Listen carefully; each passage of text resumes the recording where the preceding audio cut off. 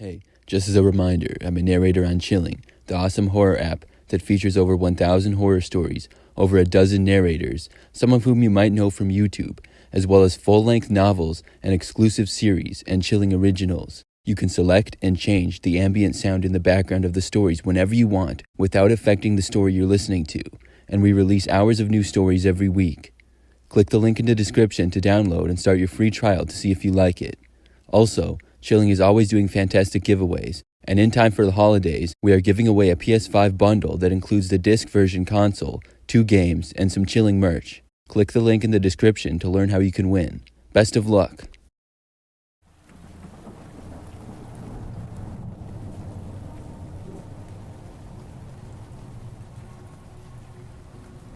I work as a truck driver, and I've been doing it for about 5 years now.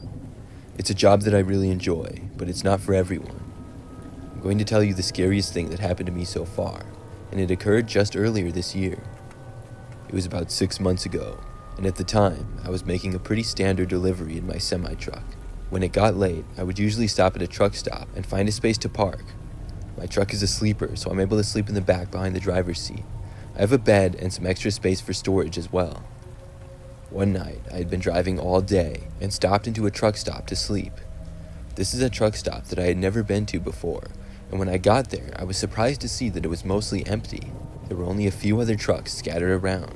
This was also connected to a rest stop for normal cars and travelers as well. After parking, I went inside to take a shower and buy some food. After a long day of driving the truck in the warm weather, I always like to take a shower if possible because I would feel dirty. The food that I would get typically wasn't the best, but I never had too many options. I was inside for a little while and came back out to my truck to eat and then get some sleep. As I was eating, I watched some YouTube videos on my phone. Probably 30 minutes after I was back inside my truck, I was really tired and got into my bed, turned off the lights, then set the alarm on my phone and turned it off. It was now completely dark and quiet inside, and there was no doubt that I would be asleep within minutes. But as I laid there with my eyes closed, I started to hear a noise. It was very quiet, and I couldn't quite tell where it was coming from. I thought that it sounded like something coming from right outside my truck. Why would anybody be there though, especially at this hour? I hadn't parked directly next to anybody else. I listened some more. I realized that the sound wasn't coming from outside my truck. It sounded like it was coming from inside. Still, I couldn't make out what exactly the noises were.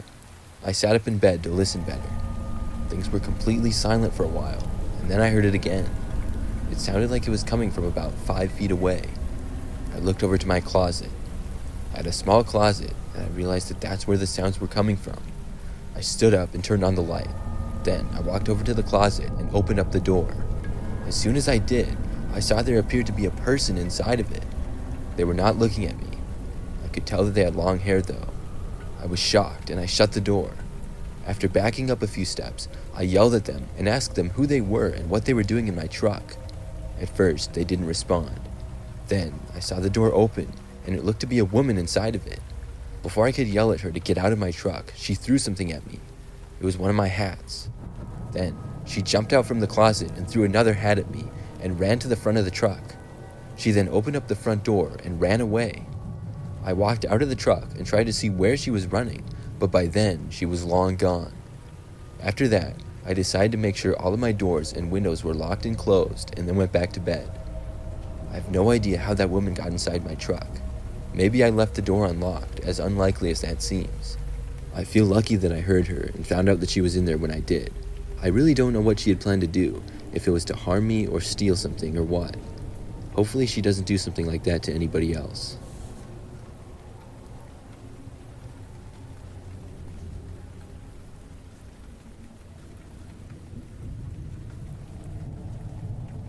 I used to drive a semi-truck for about a year. It didn't end up being the right job for me, and I thought that it was very difficult. This story happened when I was still fairly new on the job.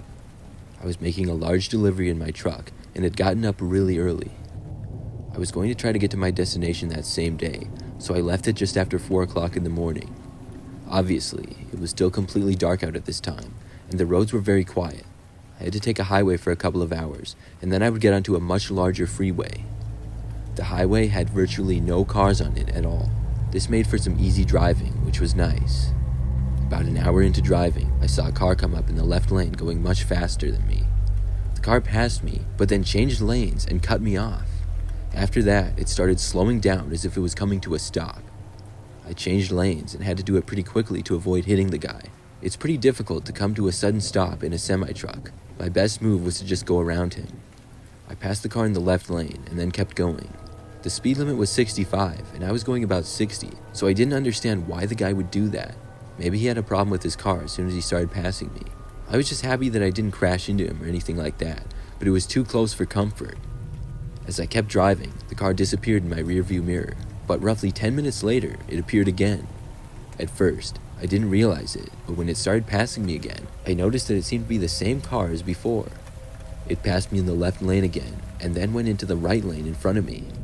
It didn't cut me off as much as before, but it still changed lanes sort of fast. The car was white, and it looked to be a normal 4-door sedan. It looked fairly old though, maybe 15 years old if I had to guess.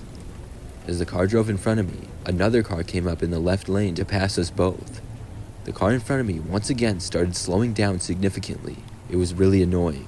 The car kept slowing down and I had to as well. I honked at the guy, hoping that he would get out of my way if he was going to go this slow. We were down to about 50 miles per hour, but he kept slowing down still. I couldn't switch lanes again to pass him this time because of the car passing us in the other lane.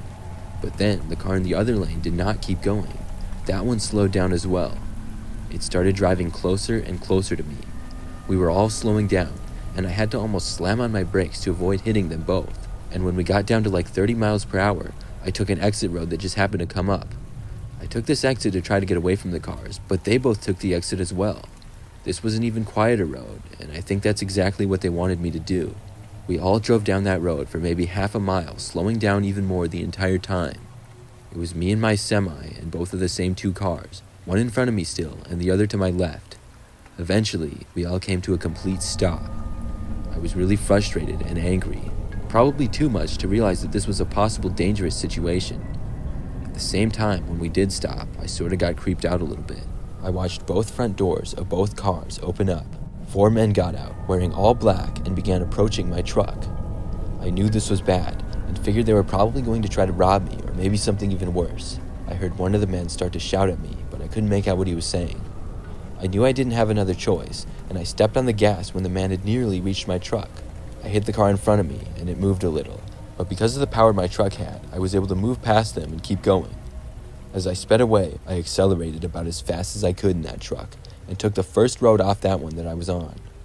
After I was somehow able to make it back onto the highway, I called the police and reported the incident. Needless to say, I did not make my delivery that day. There wasn't too much damage to the truck, but there was still some. I'm just grateful that I wasn't robbed.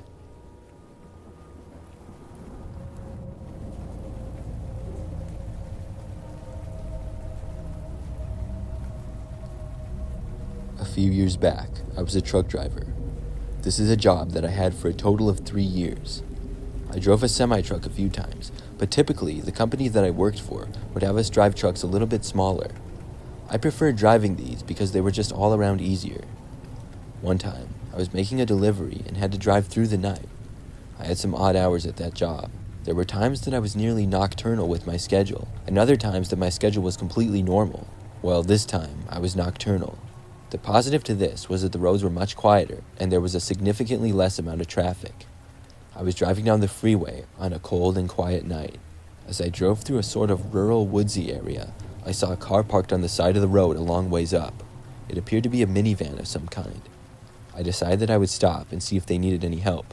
I knew this was not always a good idea to stop on the side of the road and help strangers, but to be honest, I wasn't really nervous at all, and I felt like it would be a good thing to do. I pulled over a little ways behind the van and came to a stop. Then I got out of my truck and stepped out into the cold, quiet night. It was really dark in this area of the road. It wasn't very well lit at all. As I walked closer to the van, I could see that it had a baby on board bumper sticker in the back window. I assumed it was a parent, and it made me feel better about helping them. As I walked up to the front window of the van, though, I saw that there was nobody in the driver's seat.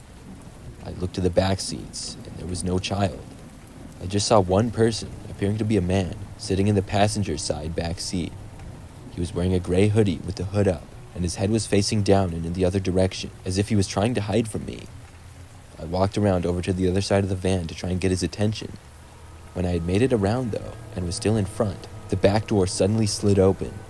The man jumped out and confronted me.